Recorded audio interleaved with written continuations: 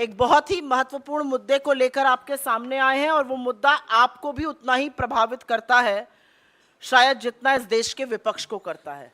लेकिन बहुत कुछ बोलने से पहले कुछ तथ्य यहाँ पर बोल देने जरूरी हैं। अभी अभी बजट सेशन की समाप्ति हुई है और हिंदुस्तान की राजनीति में पहली बार, आजाद हिंदुस्तान के 75 साल की राजनीति में पहली बार सत्ता पक्ष ने सदन का अवरोध किया और सत्ता पक्ष ने सदन नहीं चलने दिया और एक संयुक्त विपक्ष ने एक स्वर में इस सरकार को घेरा और एक संयुक्त विपक्ष ने जेपीसी की अडानी महाघोटाले पर बात की। हम ईडी जा रहे थे, हमारे सांसद 200 सांसदों को 2000 पुलिस फोर्स रोकता है। हम संसद में जहां धरना करते हैं वहां पर मार्शल्स आते हैं, हमारे माइक बंद कर दिए जाते हैं और विपक्ष की सबसे मजबूत और प्रखर आवाज को विपक्ष के ही नहीं सदन से ही निष्कासित कर दिया जाता है, एक मैच फिक्स करके, एक रिवर्स इंजीनियरिंग कर कर। राहुल गांधी जी ने 7 फरवरी को सवाल पूछे अडानी पर और उनकी आवाज को बंद करने का काम लगा मोदी सरकार को कि वो कर देगी, लेकिन असलियत यह है कि जब समूचा विपक्ष एक साथ खड़ा होता है तो सरकार बौखला जाती है। राहुल जी के सवालों से यह सरकार बैकफुट पर है और इसीलिए अब हर उस आवाज का दमन करना चाहती है जो खड़े होकर इनसे सवाल पूछेगा। एक भी सवाल इनसे अनकंफर्टेबल पूछ लीजिए, बेरोजगारी, महंगाई, आर्थिक असमानता, किसानों की दुर्दशा, चीन का अतिक्रमण और सबसे बड़ा मुद्दा अडानी महाघोटाला। यह सरकार अब हर उस आवाज का दमन करने को तैयार है जो इस तरह के सवाल पूछेगा या तथ्यों को सामने लाएगा। बड़े बड़े खुलासे हुए हैं, चाहे वो अडानी महाघोटाला हो, चाहे वो चीन का अतिक्रमण हो। मुझे खेद के साथ कहना पड़ता है, जब अधिकांश मीडिया को पीएमओ का एक चपरासी व्हाट्सएप के माध्यम से चलाने की जरूरत करता है तो alternate media, digital media, social media पर खबरें आती हैं। आज इस सरकार ने उन आवाजों के भी दमन की बात करी और उसमें आपके जैसे डिजिटल प्लेटफॉर्म्स, आपके चैनल्स के डिजिटल प्लेटफॉर्म्स, आपके अखबारों के डिजिटल प्लेटफॉर्म्स भी शामिल हैं। आईटी अमेंडमेंट रूल इस सरकार ने नोटिफाई कर दिया है। यह जनवरी में ड्राफ्ट निकाला गया था और कंसल्टेशन की बात करी गई थी। कोई व्यापक चर्चा इस पर नहीं हुई। जो स्टेक होल्डर्स हैं वो संतुष्ट नहीं है उस चर्चा से और उसके बाद भी रातों रात इसको नोटिफाई कर दिया जाता है। ये आईटी अमेंडमेंट रूल तब नोटिफाई किए जा रहे हैं जब आईटी एक्ट 2021 की ऑलरेडी कोर्ट्स में है, सुप्रीम कोर्ट के सामने है। सुप्रीम कोर्ट को अभी उस पर चर्चा करनी है और उसका संज्ञान लेना है। तो ऐसी क्या जल्दी है? और अब जो जनवरी में आया था उसमें फेक न्यूज के खिलाफ पीआईबी फैक्ट चेक करेगा। अब और भी बड़ी बात कह दी गई है, फेक न्यूज या मिस इंफॉर्मेशन जो सेंट्रल गवर्नमेंट के खिलाफ है उस पर एक इंडिपेंडेंट यूनिट जो सरकार के अंतर्गत रहेगी बॉडी, वो फैक्ट चेक करेगी। सरकार ही कोतवाल है, सरकार ही मुजरिम है, सरकार ही जज है, सरकार ही सब कुछ अपने बारे में करेगी।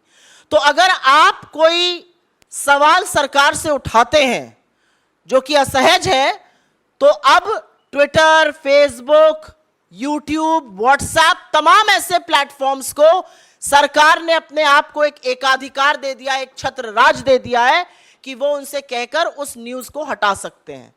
लेकिन ज्यादा कुछ कहने से पहले सरकार के ट्रैक रिकॉर्ड की बात कर लेते हैं। आपको याद होगा 2019 में चुनाव के जस्ट पहले आप ही के एक साथी ने बहुत बड़ी एक स्टोरी लगाई थी कि हिंदुस्तान में बेरोजगारी 35 साल में सबसे ऊपर है। सरकार की फैक्ट चेक यूनिट ने उसको फेक न्यूज बताया था और 31 मई को जब मोदी जी शपथ ले रहे थे तो एनएसएसओ ने वो डेटा जारी किया और 45 साल में सबसे ऊपर बेरोजगारी थी। तो जिसको आप चुनाव के पहले फेक न्यूज बता रहे थे और उस डेटा को आपने एनएसएसओ को निकालने नहीं दिया, वो 3 महीने बाद डेटा भी सही था, खबर भी सही थी। सरकार को बचाने का काम खुद सरकार ने किया था फेक न्यूज कहकर।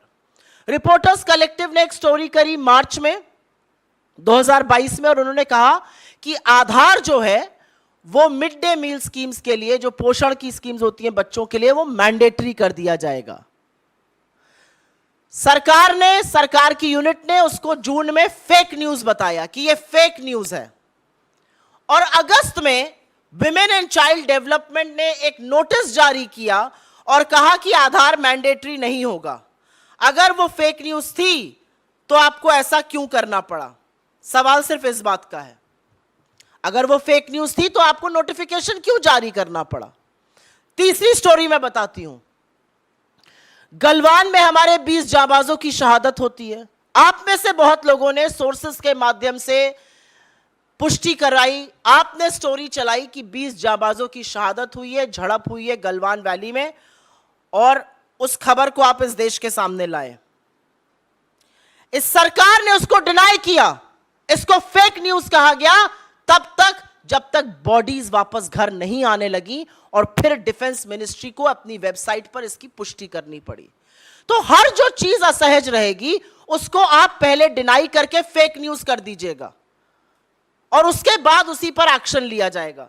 मुझे अभी भी याद है, यूपी में चीनी ऐप अपने फोन से हटाया जाए, ये खबर चली थी, उसको भी बोला गया था फेक न्यूज है। फिर पुष्टि सरकार नहीं करी, वहां के एडीजी नहीं करी कि नहीं ये सही खबर है। राहुल गांधी जी ने रेलवे की निजीकरण की बात करी थी भारत जोड़ो यात्रा के दौरान, उसको भी फेक न्यूज कहा गया था। बाद में सबने देखा क्या हुआ। तो मेरा कहना यह है कि जो भी असहज है, अगर अब अडानी पर खुलासे होंगे जो कि लगातार हो रहे हैं, और मैं दुख के साथ भी कहती हूं और थोड़ा सा क्षोभ के साथ भी कहती हूं, अडानी के खिलाफ जो खुलासे हो रहे हैं वो मेन स्ट्रीम मीडिया में नहीं हो रहे हैं आज की तारीख में। अगर डिजिटल प्लेटफॉर्म्स इसको कर रहे हैं, अगर सोशल मीडिया की फैक्ट फाइंडिंग एजेंसीज इस पर कर रही हैं काम, उसको भी फेक न्यूज कहा जाएगा।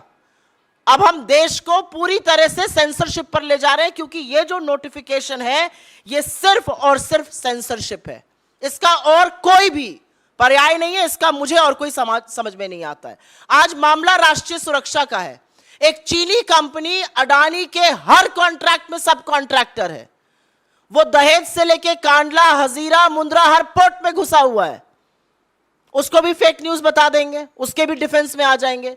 तो सवाल आज ये है कि क्या विपक्ष की आवाज को दबाते दबाते सरकार अब स्वच्छंद मीडिया, सरकार अब पूरी तरह से सेंसरशिप पर उतर आई है, और यह जरूरी है कहना। और अब ये जो एक बेतुकी बात कही गई, fake news against central government, अगर ऐसा ही है तो सरकार को आईना भी दिखाना चाहिए।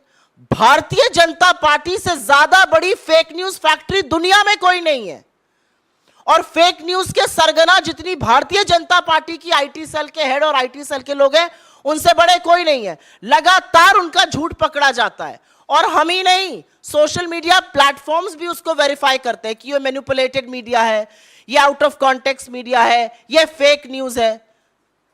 झूठ फैलाने का काम इस सरकार के मंत्री करते हैं, खुद प्रधानमंत्री झूठ बोलते हैं। मैं नहीं पढ़ना चाहती किसी और विवाद में, लेकिन यह सच है कि जो विवाद इस समय प्रधानमंत्री की एजुकेशन या किसी चीज को लेकर चल रहा है, उसका जो बेडरॉक है, द इशू देयर इज कि वो झूठ बोला गया है। तो किसकी फेक न्यूज की बात करेंगे आप? एक व्यक्ति प्रशांत पटेल है, स्टैंडिंग काउंसिल है गोवा का, भाजपा का सदस्य। कल सुप्रीम कोर्ट ने उसको बोला कि आप लगातार फेक न्यूज फैलाते हैं, आप माफी मांगिए। इसके खिलाफ सरकार एक्ट करेगी। और ये जो रूल्स हैं, इनकी सबसे बड़ी खराबी ये है कि इसमें कोई भी जुडिशियल ओवरसाइट नहीं है। आपने प्लेटफॉर्म को बोल दिया, प्लेटफॉर्म को हटाना ही पड़ेगा। इसमें रेगुलेटरी मैकेनिज्म कोई नहीं है। और एक ये भी सच है कि डिजिटल प्लेटफॉर्म्स ने खुद से आगे बढ़कर एक सेल्फ रेगुलेटरी बॉडी बनाई है, जैसे कि प्रेस काउंसिल ऑफ इंडिया है, जैसे कि एनबीएसए है टीवी चैनल्स के लिए, ऐसी ही एक बॉडी उन्होंने भी बनाई है, self regulatory body. Self regulatory body बनाने की बात फैक्ट चेकर्स के लिए भी चल रही है। फैक्ट की आपको बड़ी चिंता है, लेकिन फैक्ट चेकर्स को जेल में डालना है। तो दिक्कत की बात यह है कि जब सरकार, एक हमारे शास्त्रों में कहा गया, निंदक नियरे राखिए। सरकार को ना निंदक पसंद है, ना निंदा पसंद है, ना स्पष्ट बात करने वाले पसंद हैं। आपको लगता है कि ये सारी चीजें करके आप विपक्ष को या इंडिपेंडेंट मीडिया को या असहज सवालों को दबा दीजिएगा, तो सच छुपाए नहीं छुपता है। ये अपने आप में एक बात है। मुझे ऐसा लगता है कि सरकार की समस्या ही यह है कि कोई सवाल ना पूछे, क्या सरकार यह जवाब दे सकती है कि Bharatiya Janata party 18,000 fake Twitter account को क्यों हैंडल करती है? क्या सरकार यह बात दे सकती है कि एक ही आईपी एड्रेस से 23 वेबसाइट, तमाम फेसबुक पेज भाजपा के क्यों चलते हैं, जो सीमिंगली इंडिपेंडेंट है लेकिन एक्चुअली प्रचार प्रसार प्रोपेगेंडा भाजपा का फैलाते हैं? अगर आप फेक न्यूज पर क्रैकडाउन कर रहे हैं तो सबसे पहले तो भारतीय जनता पार्टी के फेक न्यूज तंत्र पर क्रैकडाउन करिए, क्योंकि जो क्रैकडाउन करने का काम ministry of electronics and information technology ने आईटी अमेंडमेंट रूल नोटिफाई करके किया है, वो सिर्फ और सिर्फ इस आशय से किया गया है कि जो लोग सवाल पूछ रहे हैं वो डर के, धमका के उनको घर बिठाया जा सके। आप एक व्यक्ति को चुप करा दीजिएगा, आप दो व्यक्ति को चुप करा दीजिएगा, लेकिन आज तो जनता खड़े होकर पूछ रही है कि यह सरकार, मोदी जी और उनके सारा तंत्र आज अडानी को बचाने पर क्यों तुला हुआ है। आपके सवालों का स्वागत है। If I may just make a quick statement in English on this, the IT amendment rules have been notified by the Ministry of Electronics and Information Technology as of 2 days back. It's bizarre because these rules were put up for consultation in January. It now says that fake news against the central government will be checked by a unit of the government itself. So the government is the propagator, the author, the originator, and the factory of fake news operators. And which is why the question is the government willing to discuss issues that really matter? A budget session has just gotten over. The Adani scam, the Chinese occupation, unemployment, high prices, income inequality continue to be the raging issues of our times. What you did? You first sent police and marshals to silence the MPs. You cancelled Rahul Gandhi's membership and you believe that he's not going to talk after that. You believe that because you will suppress large sections of media, you can do that to independent digital platforms as well. You are trying to control. This is nothing but censorship and control of the World Wide Web. And every stakeholder is up against it. The social media platforms are against it. The users are against it. The media houses are against it. You read the statement of your own body, the Press Council of India, and you will figure out how draconian these rules are and how everything is being done to suppress the truth, to suppress the press. This violates India's constitution. This violates freedom of speech and expression. And more than anything else, it violates the IT Act of 2000, which is the mother law under which these amendments are being made. The uncomfortable questions, the uncomfortable truth baffles this government. They are on the back foot, and which is why they are now trying to control the World Wide Web. There have been numerous instances of a news coming, being called out as fake news by the government, and then turning out to be true. Whether it was unemployment at a 45-year high, whether it was Aadhaar being made mandatory for children, whether it was the Galwan clashes, and then of course the supreme sacrifice of our soldiers, any issue, whether it was railway privatization, whether it was Chinese app being banned, everything so far has had a pattern. Everything which is uncomfortable to the government will be called out as fake news, and then the same government will go and act in accordance with the news item. So this is a very baffling pattern. This should worry every Indian, because this is nothing but seizure, control, and censorship of the World Wide Web. And I will only end by saying that if you are really serious about fake news, will you act against your own? Because the biggest fake news factory in the world is the BJP IT cell. The half-truth, the complete lies, the slander, the reputation assassination that happens from that fake news factory. Statements made by the Prime Minister attributed to somebody else. Statements not made by anybody attributed to people. Are you willing to act against your own? Is the Prime Minister going to be called out for the lies that he peddles? Is the Home Minister going to be called out for the lies that he peddles? Is the BJP IT cell going to be banned? That's the question today.